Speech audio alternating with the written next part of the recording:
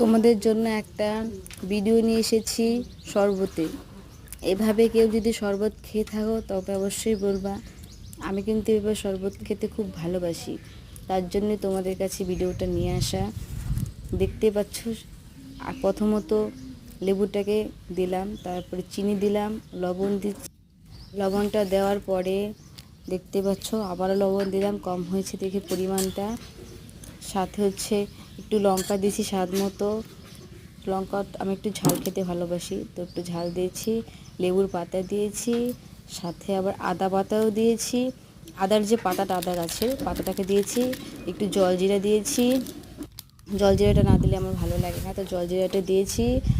তো দেখছো দেওয়ার পরে এগুলো সবাইকে মাখাবো। মাখানোর পরে লবণটা ঠিক হয়েছে কিন্তু একটু চেক করে নিতে পারো অনেকেই, আমি চেক করার দরকার নেই, পরিমাণটা আমার ঠিক আছে।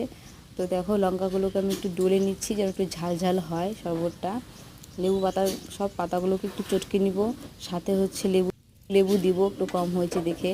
দেখতে পাচ্ছ লেবুটা কিন্তু প্রচণ্ড পরিমাণ রস। তো দেখো আবারও মিশাচ্ছি শরবতটাকে ভালো করে। মিশানোর পর একটা বাটির বা একটা গ্লাসের বদলে উল্টানোভাবে নিবা। দেখো আমার সব পরিমাণ শেষ, যেগুলো দেওয়ার ছিল দিয়েছি।